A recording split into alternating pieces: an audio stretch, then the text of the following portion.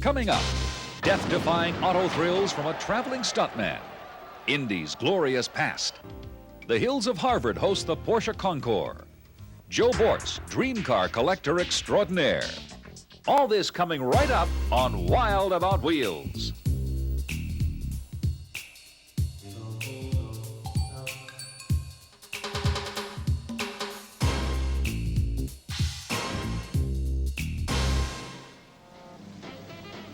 If you saw the movie Stand By Me, you probably remember this scene. Come on, man, don't fuck around.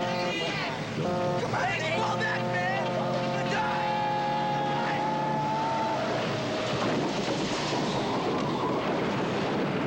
Die. And if you saw the movie Crime Wave, there's a good chance you remember this one.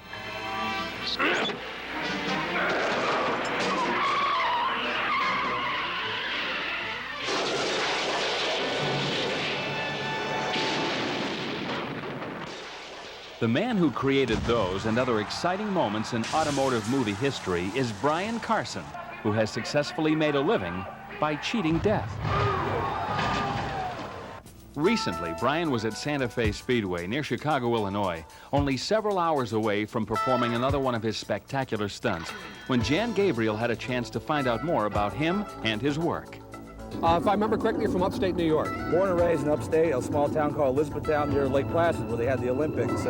But now, for the last several years, and probably for a long time, Los Angeles is my home. Now, good stunt performers always prepare well. Tell us a little bit about what you've done in preparation with the car. Well, the car, basically, is you get a stock car from a local dealership or junkyard sometimes. You gut it out completely from any debris that will fly. You put a lap belt in it, and then we've got a special system. We didn't want to put a roll cage in it because we want the roof to absorb the shock if and when it goes upside down. I got a big handle and a lot of foam padding, and I'm going to need it. Staging death-defying stunts like the ones Brian performs is a strange brew consisting of courage, luck, and forethought. And even with all of that working for you, the odds are never entirely in your favor.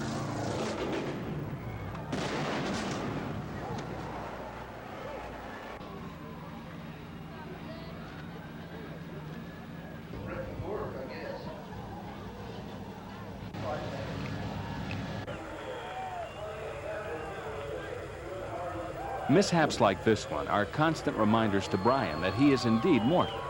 But tonight, as he prepares for his stunt finale at Santa Fe Speedway, he's hoping things go a little bit better.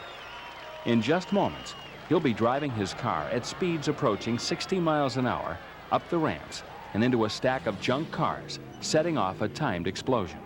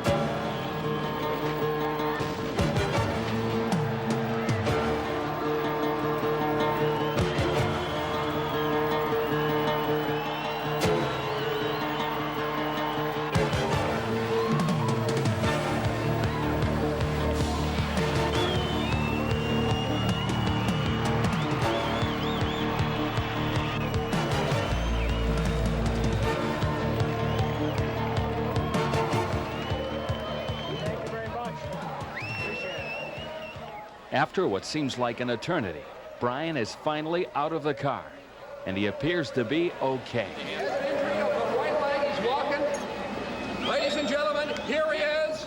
Let's hear it for him right on the front straightaway, the back straightaway. Here's Brian Carson. The fans love Brian, and although he's a little groggy, after a few minutes, he's ready to say a few words to them. You know, the 100 man-hours and the work by Kenneth Shabbat here, who worked all week on this effort, and Eric Rylander, the special effects crew. From the response we hear from the crowd and the heat I felt inside, I think they fired it up pretty good. Was there any one point at all, even including the landing, when you were concerned at all? Well, yeah, that harness locks you in. You can't get out until you get in and get cut out. And the car was burning. It caught a line in there. And the car was burning, and they were spraying dry chemical in there. And, hey, if there wasn't any risk, it wouldn't be a stunt. And if it weren't a stunt, Brian Carson probably wouldn't be interested. Because that's the way he makes his money. the old-fashioned way. He really earns it.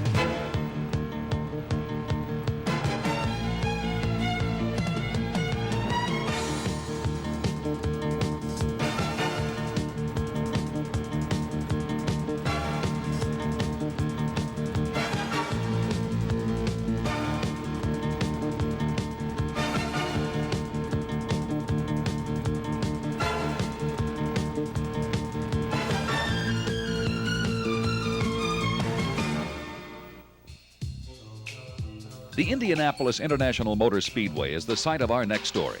Can you guess what was the first event held there more than 80 years ago? The answer when we return on Wild About Wheels. Welcome back to Wild About Wheels. Indy is famous for macho motoring speed, but in 1909, the very first event held there was the slow-motion elegance of a hot air balloon race. Now, here's a look back at some of Indy's more famous activities.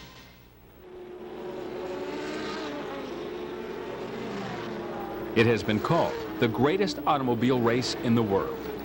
The Indianapolis 500 is a race that tests both the cars and the drivers that compete ferociously on the final weekend of May every year. This is a race that has evolved steadily over the decades, from the profoundly primitive of yesterday to the techno-performance of today.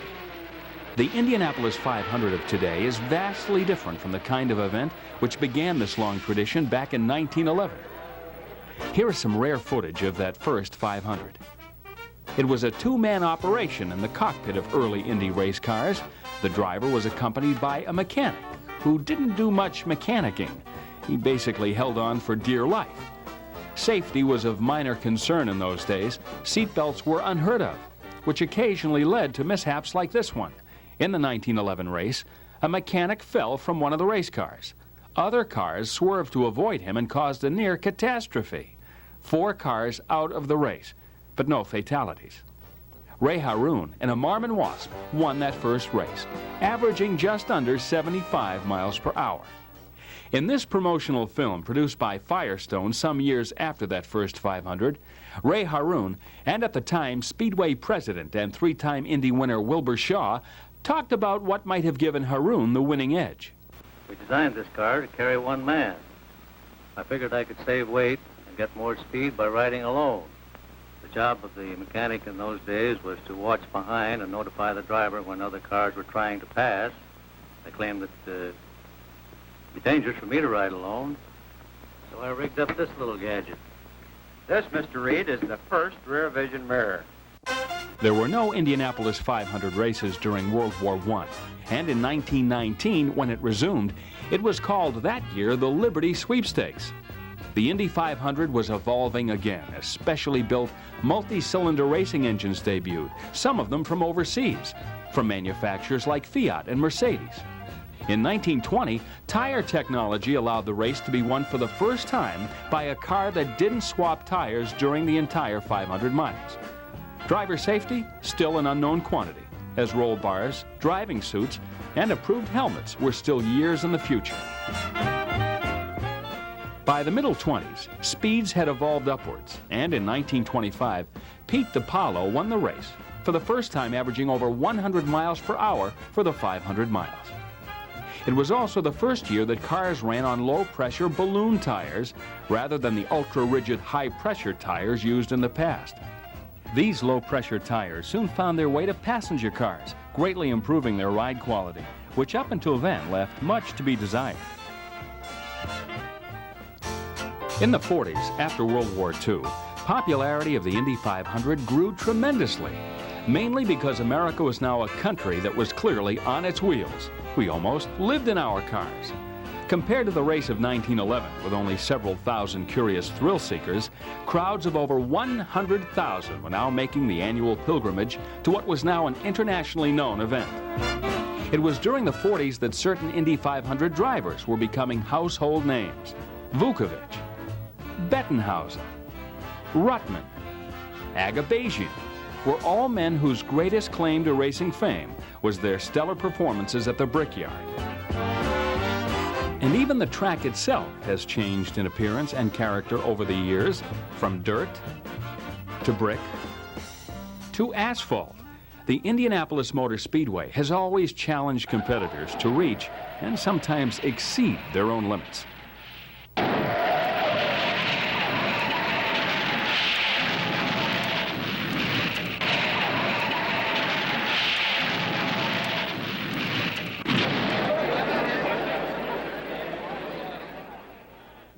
In earlier years at Indy, even race car preparation was a less complicated task. Mechanics sometimes filled tires as you would at the corner gas station. And the pits themselves were a bit more oblivious to safety. As you can see in this 1946 race footage, there was no retaining wall between the racetrack and pit road. Hard to imagine compared with the level of safety adhered to today.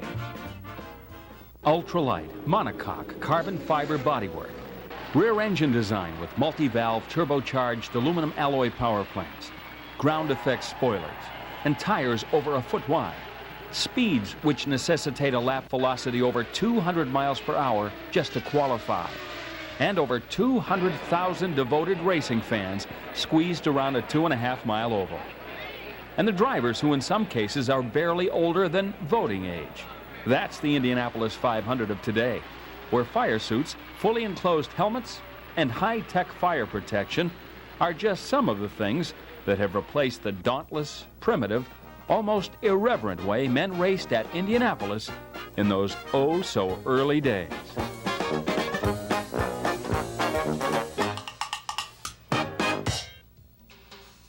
When we return, German engineering excellence takes to the New England hills at a Porsche Concours d'Elegance, only on Wild About Wheels. Welcome back to Wild About Wheels. Late summer in New England is one of the great treats that the Northeast offers.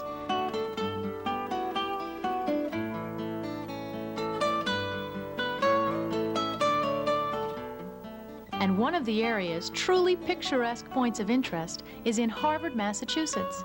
This is the Fruitlands Museum, a cultural and historical landmark that is devoted to the study and appreciation of the many Native American tribes that once flourished here. But today, another type of long-standing heritage is the focus, the great name of Porsche, because this is the backdrop of the Porsche Club of America's Northeast Region Concours event. Shows like this one are held on practically every weekend somewhere throughout the country, from spring to autumn. And this one attracts a super collection of the many Porsche models that have been built for the past 40 years. Along with a great diversity of cars, there's a great diversity in the people who own them. For instance, how long they've driven a Porsche. Started in the late 70s. About 6 or 7 years. I've been a Porsche lover for 20 years now. It's my third Porsche now. And the kind of Porsche they drive. That's a 75 914 2-liter. 1959, the A model convertible D. This is 65. Last year for the 356 Cabriolet. That was the 1973 911T, all original, 25,000 miles on it. It's an 89 Speedster. It was a limited production car. They manufactured it for 7 model years between 1970 and 1976. I bought this car from a doctor in Vermont. I'm a third owner. More importantly, when you think of a sports car, I think the Porsche 356 is in fact a true sports car. You get a prep for the concours, then you're afraid to get it dirty. Porsche says 800, but I think there are about 1,200 of them made. This one's number 801, so it gives me some question about the number of them that were made. The interim model between the Speedster and the Roadster. I drive it from St. Patrick's Day up until first snowfall. Porsches are not toys. It's therapy. It's my love.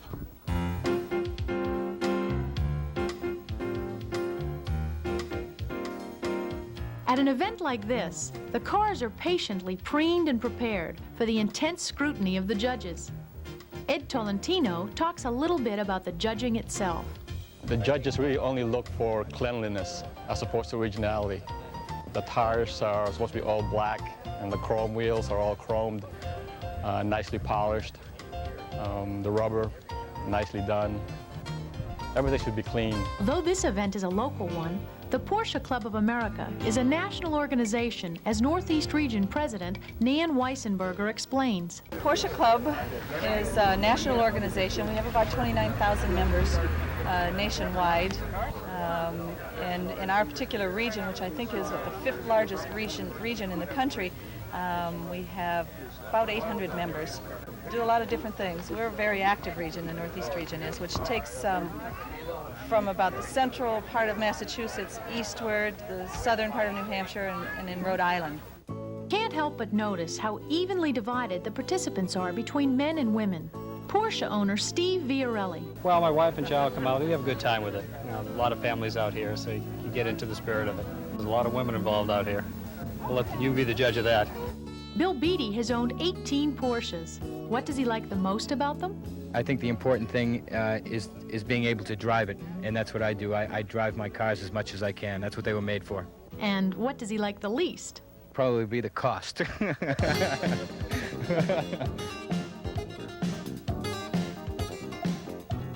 After a day of watching, conversing, and picnicking, the awards are finally passed out to the proud owners. Bob Jerrier.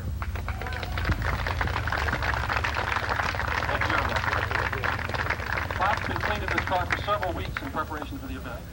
Next weekend, it may be another show, or maybe a rally or autocross for these many Porsche devotees. Why? Porsche Club members are really wild about their wheels.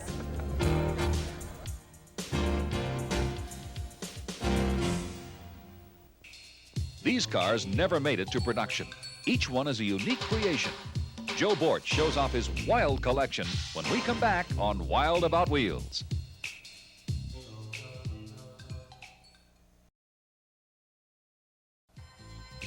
Welcome back to more Wild About Wheels.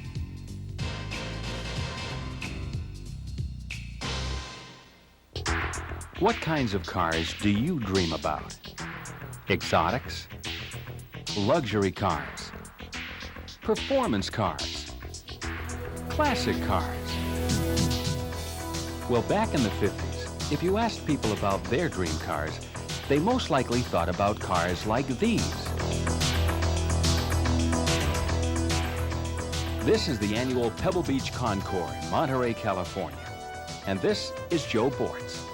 He owns a Chicago nightclub, but his bigger claim to fame is that he is one of the better-known collectors of vintage dream cars, American dream cars. And according to Joe, only America can take credit for building genuine dream cars. Dream cars is an American concept, much like apple pie and the hot dog. It's something that if you call a foreign car a dream car, you'd have a misnomer. Most major manufacturers built dream cars back in the 50s, either as styling exercises or to publicize their new models, and their design was a reflection of the country's attitude. The car designers after the war were given free rein to produce cars of the future. America was proud. We had just come out from World War II victorious. The mood was such that they wanted the cars to represent the feelings that America had from this great victory. The Pebble Beach event attracts car lovers from all over the world, perhaps because of the great range of vehicles on display there.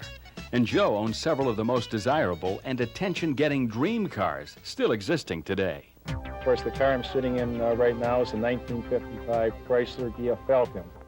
All your Chrysler dream cars were of Exner design, and just about all of them were produced by Ghia. Ghia was an Italian bodybuilder that produced the designs of Virgil Exner.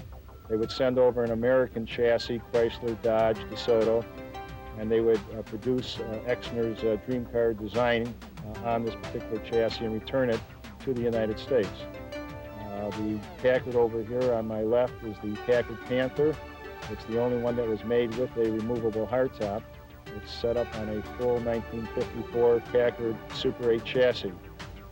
The yellow car over there is the 1954 Dodge Ghia Fire Arrow Roadster. It's set up on a long wheelbase Dodge chassis and is considered to be one of the sleekest designs of the dream cars. The red car on the far end of the field here is the 1956/57 Chrysler Ghia Diablo Dart. And the reason it has two names is it was a show car for 2 years. In 56 it was the Dart, and in 57 they modified it and called it the Diablo with the modifications. Perhaps one of the most fascinating dream cars ever built is this one. Its somewhat unromantic name is the Buick Y-Job. Built by General Motors in 1938, it was the first car to have an electric convertible top, the first concept car to have hidden headlights, and fenders that extended into the doors. Most experts agree this was the first American dream car ever built. There have been countless rumors over the years concerning 24 dream cars buried somewhere in the desert Southwest. Since manufacturers routinely destroy dream cars after getting the required publicity from them due to liability risks, it's surprising that any of them are still left. Is there a dream car treasure trove buried in a mysterious place out west? Hard to say, but collectors like Joe Bortz will undoubtedly someday find it, if it's there. I started about 10 years ago when I found my first dream car accidentally, thinking like everybody else that they didn't exist, and immediately thereafter came across a second one and developed the appetite for it, kind of like somebody going to Las Vegas the first time and winning on their first 2 bets, they're hooked.